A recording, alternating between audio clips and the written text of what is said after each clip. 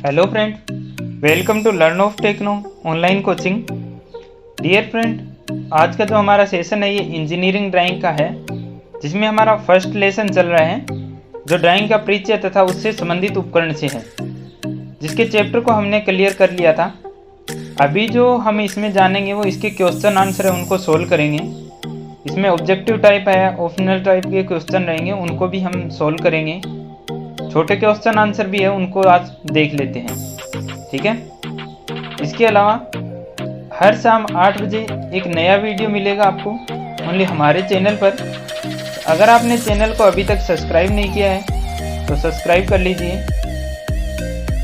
इसके अलावा ITI की सभी क्लासें जैसे थ्योरी, मैथ, ड्राइंग की आपको क्लासें वो देखने के लिए मिल जाएगी चैनल पर। इनकी प्रॉपर प्लेलिस्ट भी बनी हुई है, और अगर आप इससे पहले का वीडियो देखना चाहते हैं तो डिस्क्रिप्शन में लिंक दिया हुआ है, वहाँ से देख सकते हैं। आपको किसी प्रकार का डाउट रहता है, डिस्क्रिप्शन में कॉन्टैक्ट नंबर है, किसी भी समय आप कॉन्टैक्ट कर सकते हैं। अगर आप हमें इंस्टा या टेलीग्राम पर ज्वाइन करना चाहते हैं तो लिंक आपको डिस्क्रिप्शन में दिया हुआ है।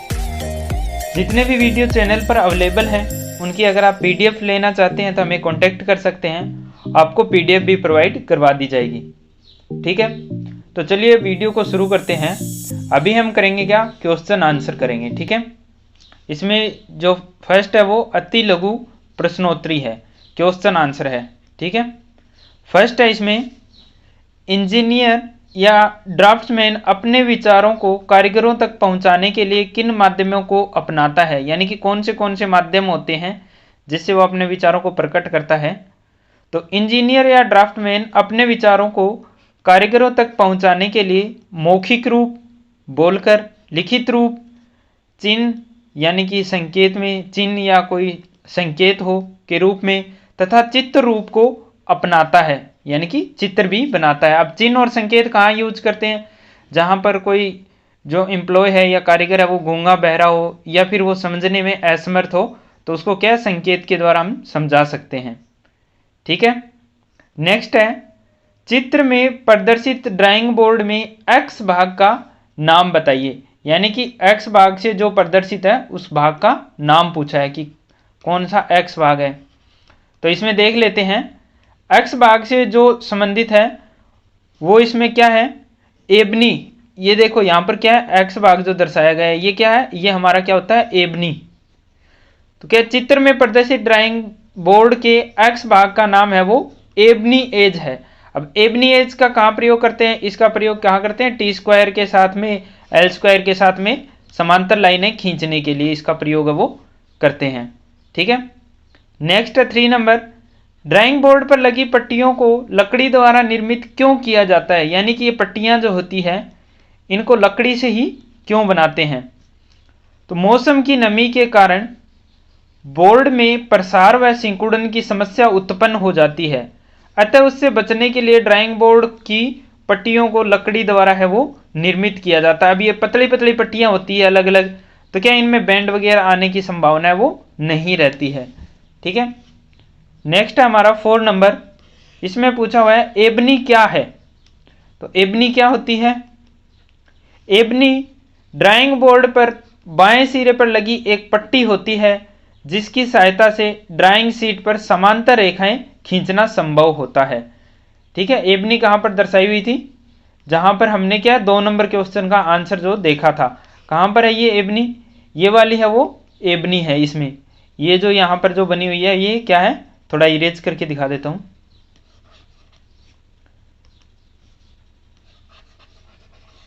ये जो ब्लैक ब्लैक जो X से प्रदर्शित है ये क्या हमारी एबनी है, ठीक है। कौन सा भाग, ये जो काली काली पट्टी यहां तक बन रही है क्या है, एबनी होती है, ठीक है। इसका काम पूछा है तो इसका काम क्या होता है, समांतर लाइनें खींचने के लिए इसका काम है वो होता है, ठीक है। नेक्स्ट है 5 नंबर, इसमें दिया हुआ है इंजीनियरिंग ड्राइंग में प्रयुक्त T² किस पदार्थ का बना होता है। T² होता है वो किसका बना होता है, तो वो सागवान की लकड़ी का बना हुआ होता है, ठीक है। नेक्स्ट है 6 नंबर, T² के ब्लेड के एक ओर लगी एबोनाइट की काली पट्टी के साथ कभी कभी प्लास्टिक की पट्टी उपयोग की जाती है, क्यों, प्लास्टिक की पट्टी वो क्यों उपयोग की जाती है, तो वो क्या प्लास्टिक की पट्टी में से क्या हम नीचे देख सकते हैं, तो इसमें क्या लिखा है, टी स्क्वायर के ब्लेड के एक ओर लगी एबोनाइट की काली पट्टी के स्थान पर कभी कभी प्लास्टिक की पट्टी का उपयोग किया जाता है ताकि खींचे जाने वाली प्रत्येक रेखा या टी स्क्वायर के नीचे आने वाली रेखा है वो स्पष्ट दिखाई दे सके। यानी कि जो प्लास्टिक होता है वो कौन सा होता है, वो ट्रांसपेरेंट प्लास्टिक है वो होता है उसमें, ठीक है। तो उसके क्या है, आर पार हम देख सकते हैं। नेक्स्ट है 7 नंबर, ड्राइंग बोर्ड के उस भाग का नामांकन कीजिए जिस पर टी स्क्वायर के हेड का संयोजन किया जाता है। हेड का संयोजन कहाँ किया जाता है, हेड को कहाँ पर रखा जाता है, तो ड्राइंग बोर्ड के एबनी एज भाग पर टी स्क्वायर के हेड का संयोजन है वो किया जाता है। यानी कि एबनी एज के भाग पर क्या है, टी स्क्वायर को हम रखते हैं, ठीक है। नेक्स्ट देख लेते हैं 8 नंबर। तो 8 नंबर में दिया हुआ है, नीचे दिए गए चित्र में प्रदर्शित सेट स्क्वायर युग्म में एल्फा का कोण का मान ज्ञात कीजिए। अब कौन सा कोण ज्ञात करना, हमें ये कोण ज्ञात करना है, ठीक है। तो ये कोण ज्ञात करना है तो हम क्या करेंगे, पहले इसका नाप देखेंगे, ये यहाँ पे कितना डिग्री पर है, ये 30 डिग्री पर बना हुआ है, ठीक है। और इसका जो कोण है यहां से और इधर, ये कोण कितना बन रहा है, ये यहां से इधर ये 90 डिग्री का बन रहा है, यहां पे कितना डिग्री का बन रहा है, 90 डिग्री का, ठीक है। और 90 डिग्री और 30 डिग्री ये क्या है ऑलरेडी, तो 90 डिग्री में क्या कर देंगे, 30 डिग्री हम ऐड कर देंगे। अब 90 डिग्री में 30 डिग्री को ऐड किया, कितना हो गया, 120 डिग्री। यानी कि ये जो कोण बना हुआ है, कौन सा कोण, इसमें देख लेते हैं। अब ये 120 डिग्री कौन सा कोण निकल के आया है, 90 डिग्री का ये और 30 डिग्री का ये ऑलरेडी दे रखा है। तो ये कौन सा कोण बन गया, यहां से ये कोण, ये कितने डिग्री का बन गया, टोटल 120 डिग्री का बन गया। अब ये जो कोण होता है सरल रेखा पर, ये कितना होता है 180 डिग्री का, और ये इतना 120 डिग्री बन गया। तो अब हमें ज्ञात कौन सा करना है, ये कोण ज्ञात करना है। तो 180 में से 120 डिग्री घटा देंगे तो ये हमारा कोण आ जाएगा ना। तो हमने क्या किया, 180 में से 120 डिग्री घटा दिया, ये कितना बच गया, 60 डिग्री। तो ये क्या पूछा है, कोण ए कोण का मान पूछा है, एल्फा का मान पूछा है कोण का, तो कितना डिग्री हो जाएगा, 60 डिग्री।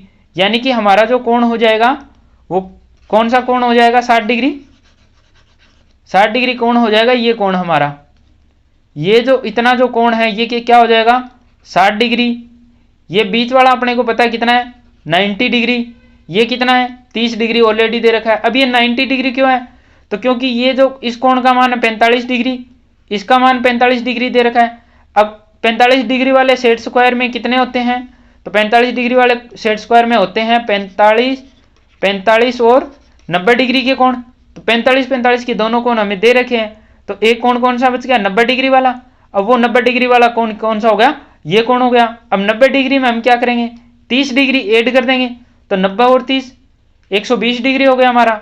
और ये सरल रेखा पर बना हुआ कोण कितने डिग्री का होता है, 180 डिग्री का होता है। तो हम क्या करेंगे, 180 में से 120 डिग्री घटा देंगे तो हमारा कोण क्या है, निकल के आ जाएगा कितना, 60 डिग्री। और इस कोण का मान कितना हो गया, एल्फा का मान 60 डिग्री हो जाएगा। ठीक है, समझ में आया। चलिए मैं थोड़ा इरेज कर देता हूं इसे, नेक्स्ट देखते हैं फिर। अब इसमें आंसर में क्या दिया हुआ है, चित्र में प्रदर्शित सेट स्क्वायर में एल्फा कोण का मान 60 डिग्री है। अब जो 60 डिग्री हमने यहां से निकाल लिया था, 90 ये 30 ए, 180 में से 90 और 30 120, 180 में से 120 घटाएंगे तो 60 डिग्री कोण। ठीक है, नेक्स्ट क्वेश्चन हमारा 9 नंबर का, 45 और 90 डिग्री के कोण के सेट स्क्वायर की लंबाई कितनी होती है। तो इसकी लंबाई जो कितनी होती है, इस सेट स्क्वायर की जो लंबाई होती है वो 20 सेंटीमीटर होती है, यानी कि 200 मिलीमीटर होती है इसकी लंबाई। ठीक है, अब नेक्स्ट क्या है, इसमें 10 नंबर है। तो 10 नंबर में देख लेते हैं, 10 नंबर में क्या दिया हुआ है, सेट स्क्वायर की भुजा गर्मी के प्रभाव से कभी कभी टेढ़ी हो जाती है, इसका सेट स्क्वायर पर क्या प्रभाव पड़ता है। अब सेट स्क्वायर की अगर भुजा कभी कभी टेढ़ी हो जाएगी तो इससे क्या प्रभाव पड़ेगा, सेट स्क्वायर की भुजा गर्मी के प्रभाव से कभी कभी टेढ़ी हो जाती है जिससे इसके कोणों में अंतर उत्पन्न हो जाता है, क्योंकि अगर ये टेढ़ी मेढ़ी हो गई, इधर खिसक गई, कोई इधर खिसक गई, कोई इधर खिसक गई, तो ये क्या इसके कोण है वो चेंज हो जाएंगे ना सारे। क्योंकि सेट स्क्वायर का यूज कहाँ करते हैं हम, कोण बनाने के लिए। और ये कोण ही अगर इधर उधर चेंज हो गए तो फिर जो इसमें कोणों में अंतर तो आएगा ना इसमें। नेक्स्ट है हमारा 11 नंबर। इसमें दिया हुआ है उस ड्राइंग उपकरण का नाम बताइए जिससे विमाओं को मापन करने हेतु उपयोग किया जाता है। यानी माप लेने के लिए किसका यूज करते हैं हम, तो ड्राइंग में हम माप लेने के लिए स्केल का यूज करते हैं। नेक्स्ट है एक ड्राइंग 50:1 के अनुपात में बनी है, अनुपात का कौन सा अवयव ड्राइंग में विमा को प्रदर्शित करता है। ठीक है, तो विमा को कौन सा प्रदर्शित करेगा, जो हमारा पहला अनुपात होता है वो हमारी विमा को प्रदर्शित करता है। तो ड्राइंग में 50 है वो क्या कर रहा है, विमा को प्रदर्शित कर रहा है। और जो 1 है वो क्या कर रहा है हमारा, जैसे 50:1 दिया हुआ है। ठीक है, इसमें क्या दिया हुआ है 50:1 दिया हुआ है, तो 50 क्या कर रहा है हमारी विमा को प्रदर्शित कर रहा है, और 1 है वो क्या कर रहा है हमारे स्केल को प्रदर्शित कर रहा है। ठीक है, तो जो पहला अनुपात होगा वो विमा को प्रदर्शित करेगा और दूसरा होगा वो स्केल को प्रदर्शित करेगा। ठीक है, नेक्स्ट है 13 नंबर। ड्राइंग टेम्पलेट की इंजीनियरिंग ड्राइंग में क्या विशेषताएं हैं। तो ड्राइंग टेम्पलेट की क्या क्या विशेषताएं होती है कि उसके अंदर क्या है, ऐसे अलग अलग खाने बने होते हैं, तो उनके हिसाब से क्या करते हैं हम उसकी मार्किंग वगैरह है वो कर सकते हैं। जिस टाइप की हमें संरचना जो बनानी होती है उसी टाइप की संरचना हम क्या उससे बना सकते हैं किसी भी टाइप की। तो ड्राइंग टेम्पलेट एक पारदर्शक प्लास्टिक की शीट होती है जिस पर आयताकार, वर्गाकार, वृत्त, षटभुज आदि आकृतियां विभिन्न माप में कटी होती है, जिसकी सहायता से कम समय में इन आकृतियों के ड्राइंग में आवश्यकता अनुसार प्रयोग किया जा सकता है। यानी कि हमें कोई वर्ग बनाना है, कोई कम साइज का बनाना है, कोई ज़्यादा साइज का बनाना है, तो उसके अंदर क्या है अलग अलग साइज की आकृतियां बनी हुई है, उसको ऊपर रखा और ड्राइंग हमने पेंसिल से उसको क्या उसी आकार का उसको स्केच बना दिया, तो वो क्या हो गया हमारा जो साइज है वो तैयार हो गया ना। इसलिए क्या ड्राइंग टेम्पलेट ड्रिफ्टिंग टेम्पलेट का प्रयोग करते हैं हम। नेक्स्ट है 14 नंबर। कंपास की किस लेग में पेंसिल की लेड लगाने की व्यवस्था होती है। तो कंपास जो होता है उसमें क्या होता है, किसी में पेंसिल की लेड लगाने की आवश्यकता होती है, किसी में क्या होता है आगे से उसी को ही लोहे की को क्या कर देते हैं तीखा कर देते हैं आगे से, तो उसमें क्या होती है कि पेंसिल लगाने की आवश्यकता नहीं होती है। किसी में अलग से लगा होता है, किसी में स्याही भरी होती है आगे। तो कंपास के किस भाग में पेंसिल की लेग लगती है, तो समंजनीय लेग यानी कि एडजस्टेबल लेग, जिसको हम क्या कम ज़्यादा कर सकते हैं, उस लेग में क्या होती है पेंसिल लेड लगाने की व्यवस्था है वो होती है। ठीक है, नेक्स्ट है 15 नंबर। तो इसमें दिया हुआ है छोटे कंपास द्वारा कितने व्यास के वृत्त व चाप खींचे जा सकते हैं। तो छोटे व्यास के कंपास के द्वारा 25 से 50 मिलीमीटर तक के वृत्त या चाप वो खींचे जा सकते हैं। हमने पढ़ा था ये छोटे कंपास और बड़ा यानी कि लार्ज और स्मॉल टाइप के दो प्रकार के होते हैं। तो स्मॉल टाइप में से 25 से 50 के और 50 से अधिक के लिए लार्ज टाइप का कंपास हम यूज करते हैं। ठीक है, तो वो कितने तक कर सकता है, लार्ज वाला 150 मिलीमीटर से अधिक भी हो सकता है। ठीक है, नेक्स्ट है 16 नंबर। बड़े कंपास का उपयोग किस माप के वृत्त खींचने के लिए किया जाता है। तो बड़े कंपास का उपयोग उन वृत्तों को खींचने के लिए किया जाता है जिनकी त्रिज्या 150 मिलीमीटर से अधिक हो। ठीक है, अब इसमें क्या था, छोटे कंपास से हम क्या स्मॉल कंपास से 25 से 50 मिलीमीटर तक के व्यास की खींच सकते हैं, और जो लार्ज कंपास हमारा विंग कंपास बड़ा कंपास है इससे 150 मिलीमीटर से अधिक त्रिज्या के हम क्या कर सकते हैं वृत्त या चाप वो इसके द्वारा हम खींच सकते हैं। ठीक है, नेक्स्ट देख लेते हैं इसमें। नेक्स्ट है 17 नंबर। तो इसमें दिया हुआ है ड्राइंग बॉक्स के किस उपकरण द्वारा रेखाओं का विभाजन तथा विमाओं का स्थानांतरण किया जाता है। तो ड्राइंग बॉक्स के डिवाइडर उपकरण द्वारा रेखाओं का विभाजन और विमाओं का स्थानांतरण है वो किया जाता है। डिवाइडर से कैसे किया जाता है, तो जैसे कि ये सीधी रेखा है, इसको बराबर भागों में बांटना है, तो जितने भागों में बांटना है उसके हिसाब से डिवाइडर खोल लिया। एक पॉइंट यहाँ पर रखेंगे, दूसरे से यहाँ पे कट लगाएंगे, फिर ये पॉइंट यहाँ रखेंगे, यहाँ पर कट लगाएंगे, फिर पॉइंट यहाँ पर रखेंगे, यहाँ पर कट लगाएंगे तो ये जो क्या बन गए, ये बराबर भागों में डिवाइड हो रहा है ना, तो इसलिए किसका यूज करते हैं, डिवाइडर का यूज करते हैं बराबर भागों में डिवाइड करने के लिए। ठीक है, नेक्स्ट है हमारा 18 नंबर। तो इसमें है पेंसिल की कठोरता किस पदार्थ पर निर्भर करती है। तो ये पढ़ाया था पहले ही आपको कि पेंसिल की कठोरता है वो किस पदार्थ पर निर्भर करती है। तो ये किस पर निर्भर करती है, ये कोलिन नामक एक पदार्थ होता है उसके ऊपर निर्भर करती है। तो पेंसिल की कठोरता कोलिन नामक पदार्थ पर निर्भर करती है। पेंसिल में जितनी अधिक मात्रा में कोलिन होगी पेंसिल उतनी ही कठोर होगी। अब पेंसिल है वो कितने टाइप की होती है, तो पेंसिल होती है वो H से लेकर 9H तक और B से लेकर 7B तक, यानी कि कितने टाइप की हो गई, 18 प्रकार की पेंसिल हम यूज करते हैं। 10 टाइप तो H से लेकर 9H तक और 8 टाइप है वो B से लेकर 7B तक होते हैं, यानी कि टोटल है वो 18 टाइप की हमारी पेंसिल है वो यूज करते हैं। अब B से लेकर 7B तक होती है वो सॉफ्ट होती है और H से लेकर और 9H तक होती है वो हार्ड होती है। जैसे जैसे हार्ड पेंसिल का नंबर बढ़ता जाएगा वैसे वैसे इसकी हार्डनेस ग्रेड बढ़ती जाएगी और सॉफ्ट पेंसिल में जैसे जैसे इनका नंबर बढ़ता जाएगा इनकी सॉफ्टनेस की ग्रेड है वो बढ़ती जाएगी, यानी कि पेंसिल है वो ज़्यादा सॉफ्ट होती जाएगी। ठीक है, नेक्स्ट है हमारा 19 नंबर।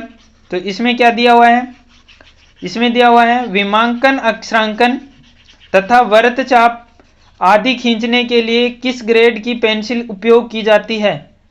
यानी कि विमांकन, अक्षरांकन और वृत्तचाप खींचने के लिए किस ग्रेड की पेंसिल यूज करते हैं, तो 2H की पेंसिल हम क्या है इनके लिए यूज करते हैं।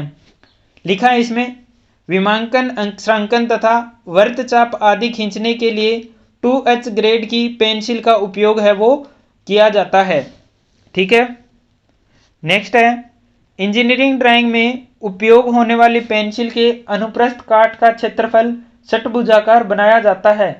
इसका क्या कारण है कि उसका आकार का जो क्षेत्रफल होता है अनुप्रस्थ काट यानी कि षट्भुजाकार होती है। किस टाइप में होती है, जैसे ऐसे बनी हुई होती है वो, ठीक है, इस टाइप में बनी हुई होती है, 6 भुजाएं होती है।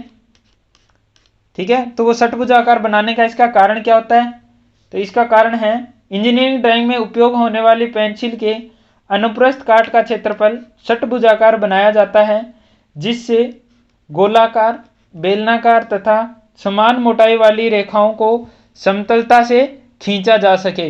यानी कि गोलाकार हो या बेलनाकार हो या फिर समान मोटाई वाली रेखा हो तो उनको क्या है समतलता से यानी कि बराबर उनको सही खींचा जा सके। ठीक है, इसके लिए क्या करते हैं, इसके क्या है कि अनुप्रस्थ काट को षट्भुजाकार बनाते हैं। ठीक है, हेक्सागन टाइप में।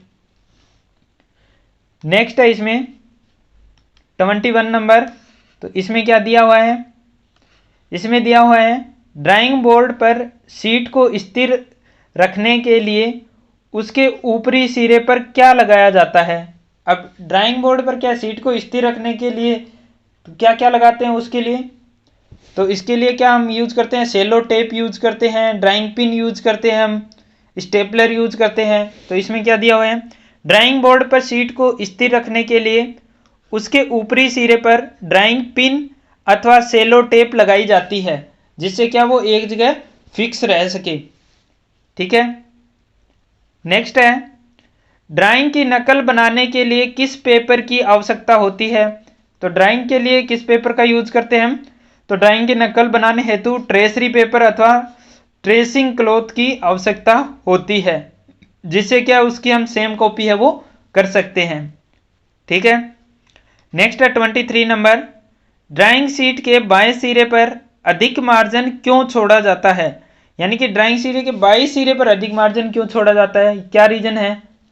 तो ड्राइंग शीट के बाएं सिरे पर अधिक मार्जिन इसलिए छोड़ा जाता है जिससे शीटों को जल्दी में बांधने पर शीट का कार्यकारी क्षेत्र है वो कार्यकारी क्षेत्र जिल्द में दब ना सके, क्योंकि उस साइड में क्या होते हैं हमारे बांधने के लिए होल दिए होते हैं। तो क्या अगर इधर ज़्यादा जगह नहीं छोड़ेंगे तो क्या होगे बांधते टाइम यहाँ तक क्या वो दब जाएगा तो आगे दिखेगा नहीं ना इसमें, तो इसके लिए क्या है ज़्यादा जगह वहाँ पर छोड़ी जाती है।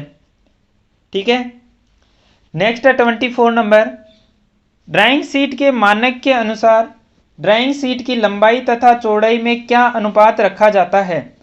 तो ड्राइंग शीट के लिए अनुपात क्या रखा जाता है, 1:√2 आपको बताया था। x और y अनुपात रखते हैं। x इसमें क्या होता है, x होता है वो चौड़ाई को दर्शाता है और y होता है वो लंबाई को दर्शाता है।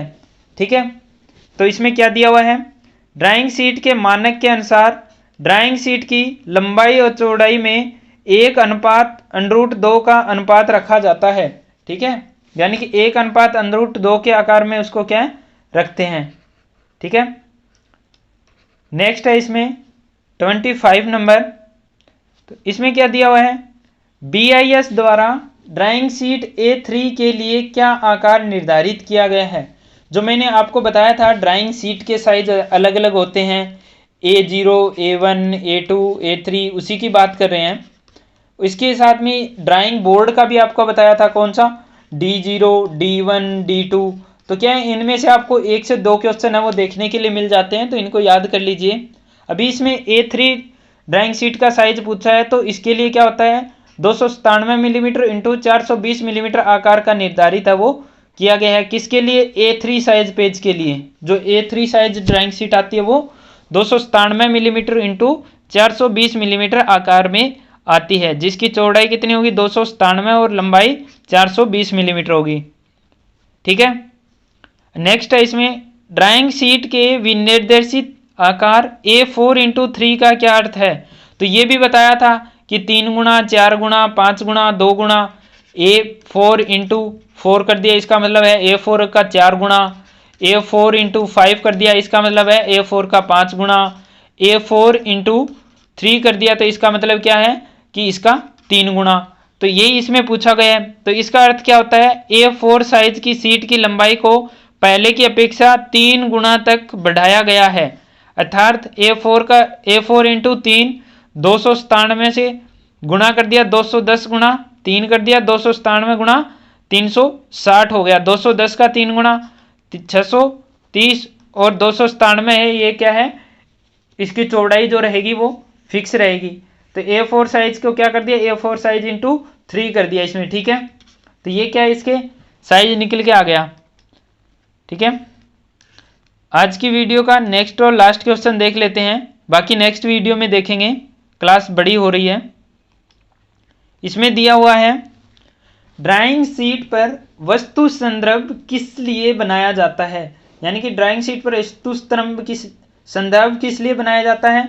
तो ड्राइंग में बनाए गए भागों के विवरण को सारणी द्वारा प्रदर्शित करने हेतु ड्राइंग शीट पर वस्तु संदर्भ है वो बनाया जाता है। टाइटल बॉक्स जो हम बनाते हैं वो किसके लिए बनाया जाता है, तो वो ड्राइंग में बनाए गए भागों के विवरण को सारणी द्वारा प्रदर्शित करने के लिए हम क्या करते हैं, टाइटल बॉक्स जो बनाया जाता है। ठीक है, आज की वीडियो में बस इतना ही। वीडियो अगर आपको अच्छा लगता है तो ज़्यादा से ज़्यादा शेयर कर दीजिए।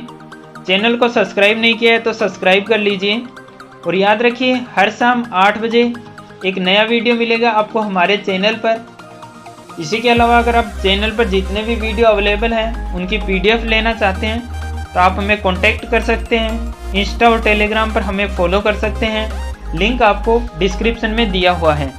ठीक है, thanks for watching and bye bye.